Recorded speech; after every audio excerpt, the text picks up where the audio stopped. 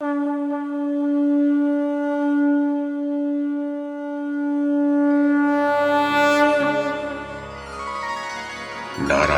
नमस्कृत्य नरं चैव नरोत्तमं देवीं सरस्वतीं व्यासं ततो जयमुदीरयेत्।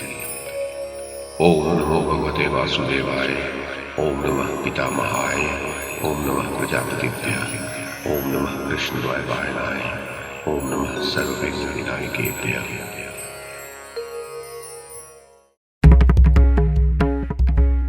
नमस्कार।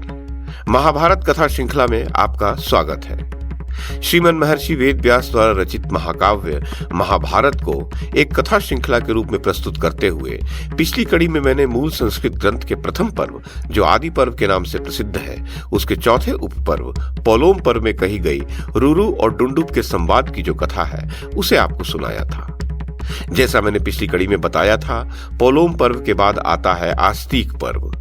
तो आज की इस कड़ी में आस्तीक पर्व में जरत्कारु का जरत्कारु से विवाह की जो कथा कही गई है उसे अब मैं कमल किशोर आपको सुनाता हूं।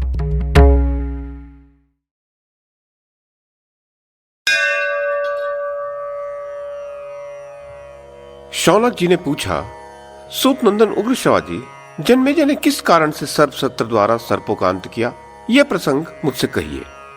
इस विषय की सब बातों का यथार्थ रूप से वर्णन कीजिए। आस्तिक ने किस लिए सर्पों को प्रज्वलित अग्नि में जलने से बचाया, और वे राजा जन्मेजय जिन्होंने सर्प सत्र का आयोजन किया था किसके पुत्र थे, तथा आस्तिक भी किसके पुत्र थे, ये मुझे बताइए। उग्रश्रवा जी ने कहा, ब्राह्मण, आस्तिक का उपाख्यान बहुत बड़ा है। वक्ताओं में श्रेष्ठ शौनक, यह प्रसंग जैसे कहा जाता है वह सब पूरा पूरा सुनो। आस्तिक के पिता का नाम था जरत्कारु। वे ऊर्ध्वरेता और महान ऋषि थे। यायावरों में उनका स्थान सबसे ऊंचा था। वे धर्म के ज्ञाता थे। एक समय तपोबल से संपन्न उन महाभाग जरत्कारु ने यात्रा प्रारंभ की। वे मुनि वृत्ति से रहते हुए जहां संध्या होती वहीं डेरा डाल देते थे। वे सब तीर्थों में स्नान करते हुए घूमते थे। उन महातेजस्वी मुनि ने कठोर व्रतों की ऐसी दीक्षा लेकर यात्रा प्रारंभ की थी जो अजितेंद्रिय पुरुषों के लिए अत्यंत दुस्साध्य थी।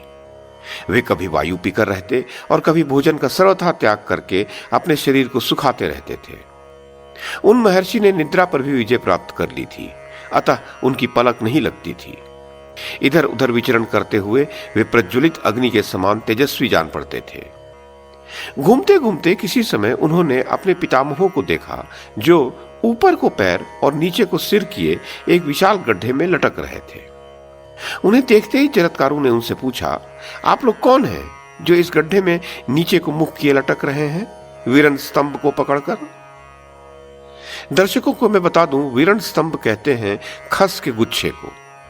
तो उन्होंने कहा कि आप जिस वीरण स्तंभ को पकड़कर लटक रहे हैं उसे इस गड्ढे में गुप्त रूप से नित्य निवास करने वाले चूहे ने सब ओर से प्रायः खा लिया है।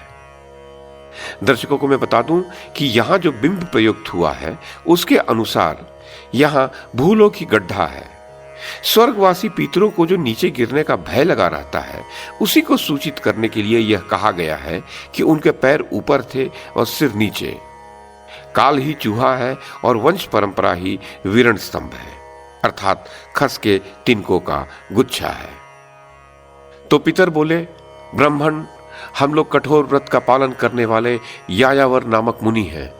अपनी संतान परंपरा का नाश होने से हम नीचे पृथ्वी पर गिरने को हैं।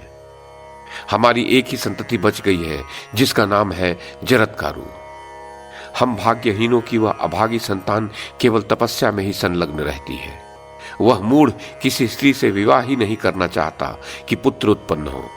अतः वंश परंपरा का विनाश होने से हम यहाँ इस गड्ढे में लटक रहे हैं। हमारी रक्षा करने वाला वह वंशधर जीवित है, तब भी पापकर्मी मनुष्यों की भांति हम अनाथ हो गए हैं। साधु शिरोमणे, तुम कौन हो जो हमारे बंधु बांधवों की भांति हम लोगों की इस दयनीय दशा के लिए शोक कर रहे हो?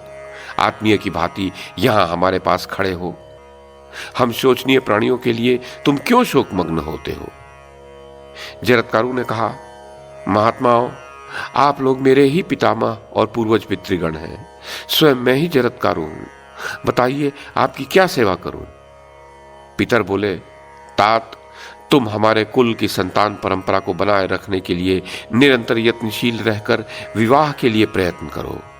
तुम अपने लिए, हमारे लिए या धर्म के पालन के लिए पुत्र की उत्पत्ति के लिए यत्न करो। तुम हमारी आज्ञा से विवाह करने का प्रयत्न करो और संतानोत्पादन की ओर ध्यान दो। यही हमारे लिए सर्वोत्तम हित की बात होगी। जरत्कारु ने कहा, पितामहगण, मैंने अपने मन में यह निश्चय कर लिया था कि मैं जीवन के सुख भोग के लिए कभी न तो पत्नी का परिग्रह करूंगा और न धन का संग्रह ही, परंतु यदि ऐसा करने से आप लोगों का हित होता है तो उसके लिए अवश्य विवाह कर लूंगा। किंतु एक शर्त के साथ मुझे विधि पूर्वक विवाह करना है। यदि उस शर्त के अनुसार किसी कुमारी कन्या को पाऊंगा तभी उससे विवाह करूंगा, अन्यथा विवाह करूंगा ही नहीं। वो शर्त है कि जिस कन्या का नाम मेरे नाम के ही समान हो, अर्थात उसका नाम भी जरत्कारु हो, और जिसे उसके भाई बंधु स्वयं मुझे देने की इच्छा से अब तक अपने पास रखे हों और जो भिक्षा की भांति स्वयं प्राप्त हुई हो, उसी कन्या का मैं शास्त्रीय विधि के अनुसार पाणी ग्रहण करूंगा। विशेष बात तो यह है कि मैं दरिद्र हूं, भला मुझे मांगने पर भी कौन अपनी कन्या पत्नी रूप में प्रदान करेगा। अतः मेरा विचार है कि यदि कोई भिक्षा के तौर पर अपनी कन्या देगा तो उसे ग्रहण करूंगा। पितामहों, मैं इसी प्रकार इसी विधि से विवाह के लिए सदा प्रयत्न करता रहूंगा, इसके विपरीत कुछ नहीं करूंगा। इस प्रकार मिली हुई पत्नी के गर्भ से यदि कोई प्राणी जन्म लेगा तो वह आप लोगों का उद्धार करेगा। अतः आप मेरे पितर अपने सनातन स्थान पर जाकर वहां प्रसन्नता पूर्वक रहें। उग्रसेवाजी कहते हैं, तदनंतर वे कठोर व्रत का पालन करने वाले ब्राह्मण भार्या की प्राप्ति के लिए इच्छुक होकर पृथ्वी पर सब ओर विचरने लगे, किंतु उन्हें पत्नी की प्राप्ति नहीं हुई। एक दिन किसी वन में जाकर विप्रवर जरत्कारु ने पितरों के वचन का स्मरण करके कन्या की भिक्षा के लिए 3 बार धीरे धीरे पुकार लगाई, कोई भिक्षा रूप में कन्या दे जाए, कोई भिक्षा रूप में कन्या दे जाए, कोई भिक्षा रूप में कन्या दे जाए। इसी समय नागराज वासुकी अपनी बहन को लेकर मुनि की सेवा में उपस्थित हो गए और बोले, ये भिक्षा ग्रहण कीजिए। फिर जरत्कारु ने यह सोचकर कि शायद यह मेरे जैसी नाम वाली न हो, उसे तत्काल ग्रहण नहीं किया। उन महात्मा जरत्कारु का मन इस बात पर स्थिर हो गया था कि मेरे जैसे नाम वाली कन्या यदि उपलब्ध होगी तभी उसको पत्नी रूप में ग्रहण करूंगा। ऐसा निश्चय करके उन्होंने नागराज से पूछा, नागराज, सच सच बताओ, तुम्हारी इस बहन का नाम क्या है? वासुकी ने कहा, जरत्कारो, ये मेरी छोटी बहन जरत्कारु नाम से ही प्रसिद्ध है। इस सुंदर कटी प्रदेश वाली कुमारी को पत्नी बनाने के लिए मैंने स्वयं आपकी सेवा में समर्पित किया है। इसे स्वीकार कीजिए। यह बहुत पहले से आप ही के लिए सुरक्षित रखी गई है, अतः इसे ग्रहण करें।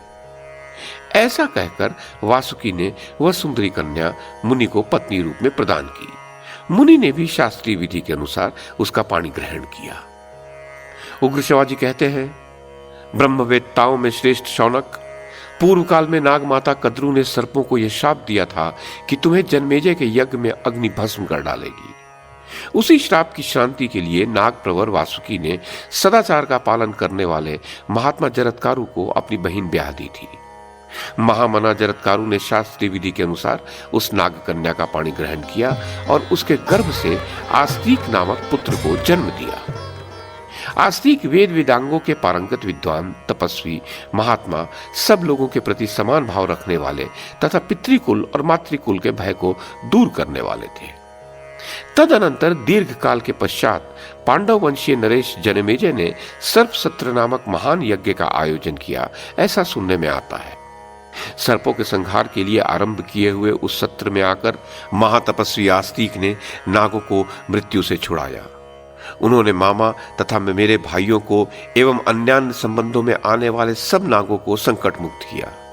इसी प्रकार तपस्या तथा संतानोत्पादन द्वारा उन्होंने पितरों का भी उद्धार किया।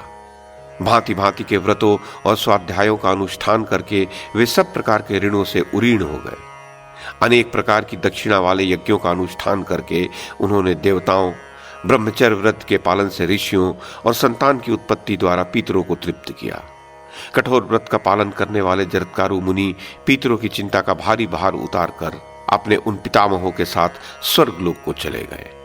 आस्तिक जैसे पुत्र तथा परम धर्म की प्राप्ति करके मुनिवर जरत्कारु ने दीर्घ काल के पश्चात स्वर्गलोक की यात्रा की। भृगुकुल शिरोमणे, इस प्रकार मैंने आस्तिक के उपाख्यान का यथावत वर्णन कर दिया। बताइए अब और क्या सुनाऊं?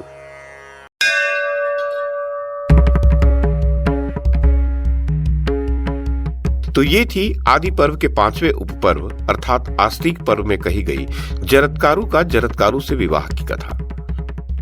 इस कड़ी में बस इतना ही। अगली कड़ी में इससे आगे की कथा सुनाऊंगा।